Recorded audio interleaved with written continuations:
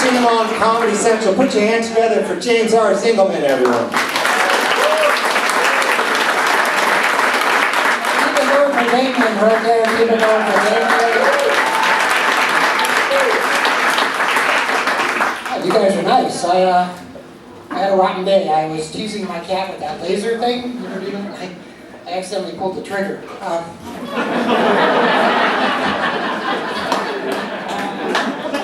It's okay. It's a joke, okay? I don't have a cat anymore. Oh, it's nice to be with you guys. A little bit about myself. I have a step ladder. My real ladder left when I was 5.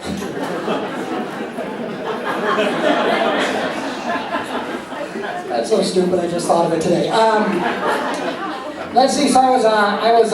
You got to be careful out there. I was in a guy's blind spot. You ever do that? Be in a guy's blind spot? And he almost hit me with his white cane.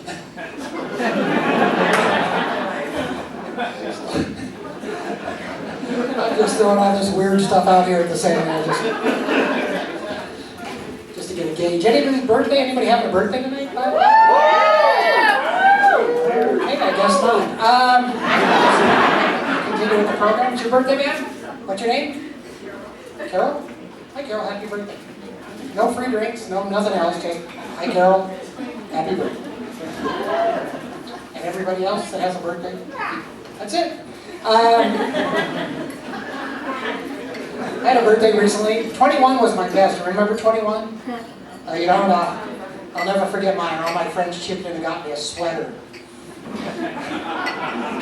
Would have preferred a screamer or a moaner, but a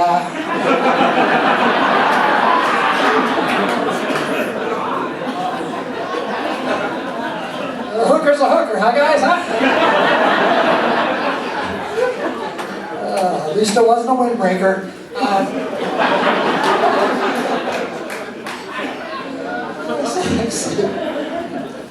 That's nice to be with you guys. You have a good 4th? I had a good 4th. Well, I had a bad 4th at first because I was standing out in my yard, doing the dud. It took me like 20 duds before I realized I was biting my joints.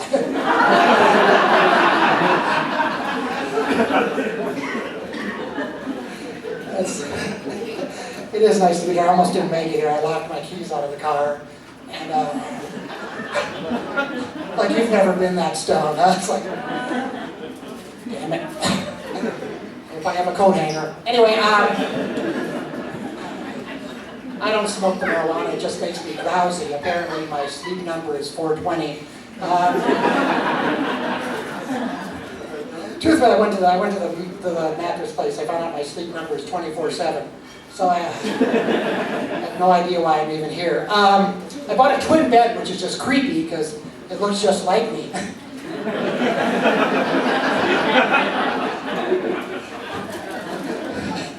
Imagine crawling in with that thing. Got my sense of humor from my dad. He's a practical joker. My dad's still alive. Practical joker. Last time all the family and friends got together, my dad brought one of those little squirt flowers. You kind of squeeze the rubber bulb and water squirts out. He didn't wear it himself. He thought my uncle should wear it, so he pinned it on my uncle's lapel, and people would walk up to my uncle and he'd squirt it in the face. It was really funny. And my uncle wasn't squeezing the bulb. My dad was doing that. He was hiding behind the casket. And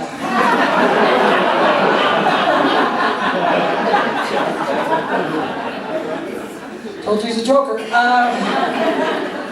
So son, going for a ride. Want to ride shotgun? I'd say, sure, Dad. So he picked me up and put me in a little rack in the back window of the truck.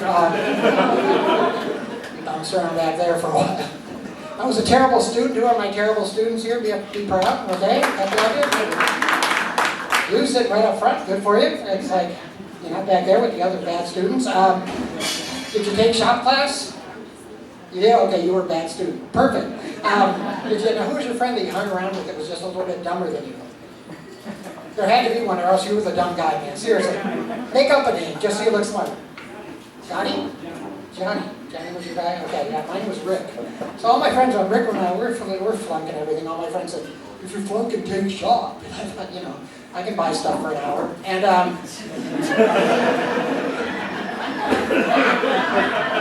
turned out to be wood shop. The first day of class, Rick sawed off 2 of his fingers.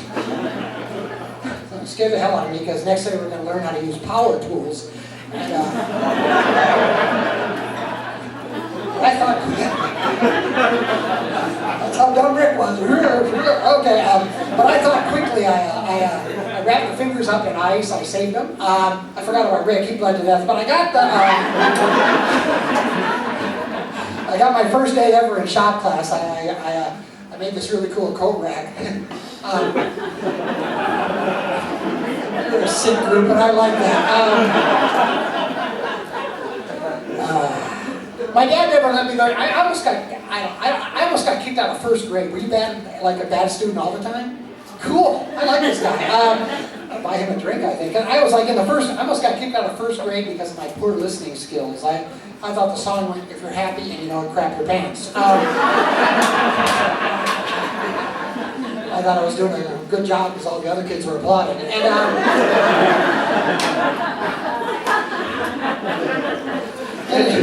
in junior high, I changed all the D's on my report card to B's. You ever do that? Oh, okay, I changed all the, my dad knew right away. He looks at my report card, looks at me and says, "What's this?" "Report card."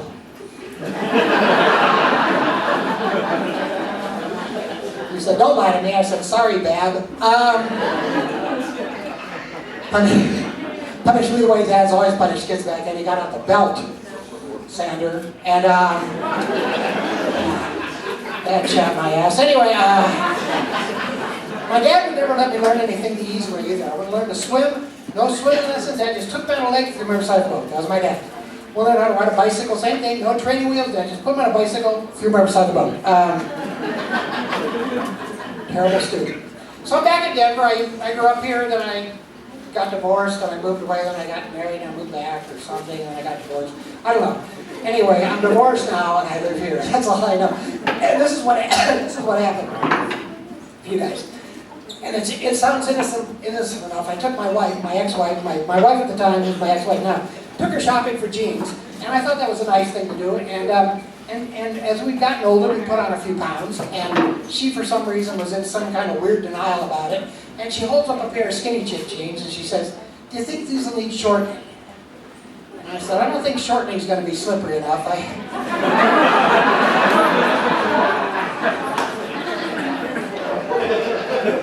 I think you're going to need axle grease and a crowbar. So,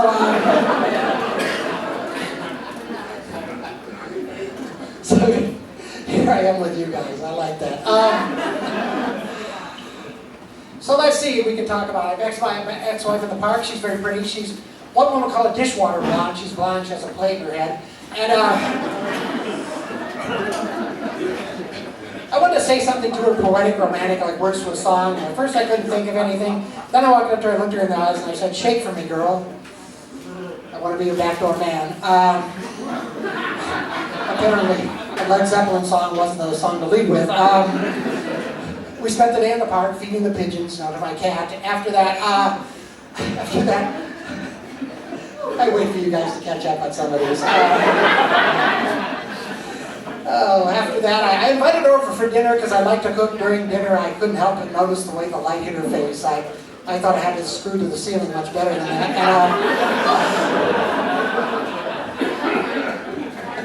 After dinner, I suggested a movie. At first she said okay.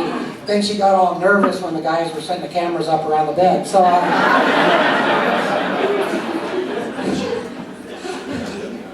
just weird stuff. Yes, we were married for 9 years, which is 12 years with the wind chill factor. Some of you married people are doing the math out there. Married for 9, we just grew apart. I'm a little country, she's a wet, heartless bitch. And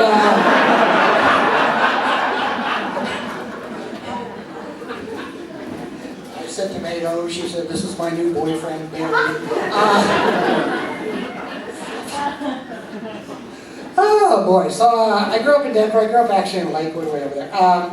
Way back when, I lived here for probably longer than you guys have ever known Colorado even existed. But back then, did you guys have sex education in school? Did you have sex ed in school?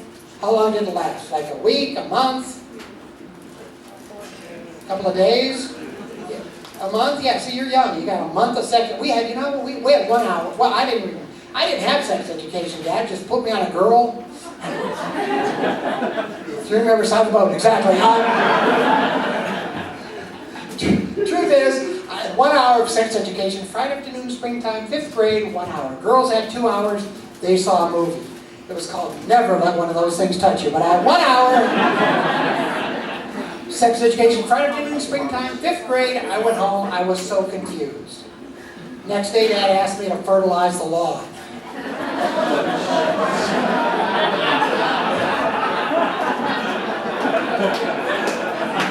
It took me a month. You guys have been great. Thanks for coming out.